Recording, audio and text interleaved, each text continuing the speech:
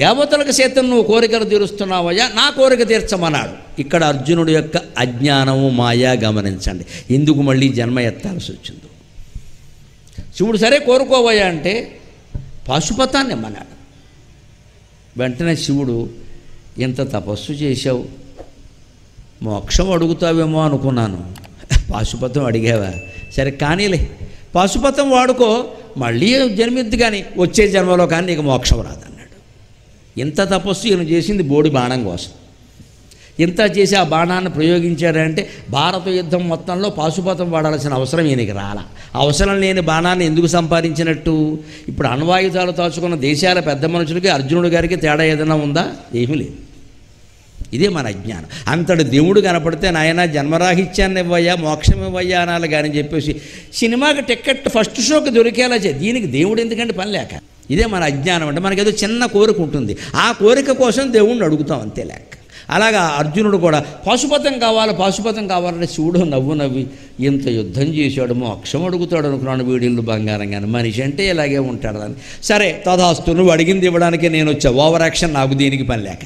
అందుకని నువ్వు ఈ జన్మలో పాశుపతంతో సరిపెట్టుకో, తప్పకుండా యుద్ధంలో గెలుస్తావు, అనుమానం ఏం లేదు. నువ్వు తర్వాత వచ్చే జన్మలో మళ్ళీ జన్మించవలసిందే. కిరాతుడై ఎందుకు జన్మించాడయ్యా? కిరాత రూపంలో వచ్చిన దేవుణ్ణి గుర్తించలేకపోవడం వల్ల. మరొక కారణం ఏమిటయ్యా? కిరాతుడైన ఏకలవ్యుణ్ణి అమాయకుణ్ణి అసూయతో కుడి చేతి బొటనవేలు కోయించిన పాపం కారణంగా అర్జునుడు కిరాతుడై జన్మించవలసి వచ్చింది.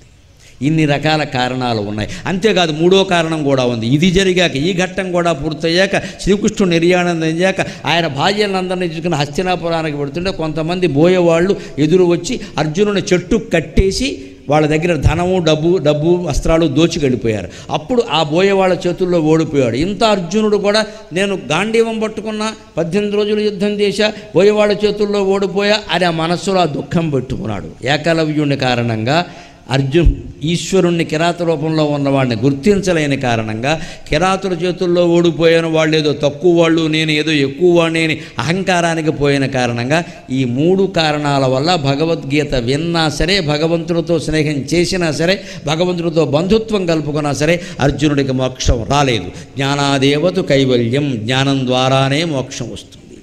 ఈ కులంలో పుడితే వస్తుంది, ఈ పని చేస్తే వస్తుంది అనుకోవడం పొరపాటు. కేవలం జ్ఞానం ద్వారానే, శంకరాచార్య చెప్పినట్టుగా జ్ఞానాదేవత కైవల్యం.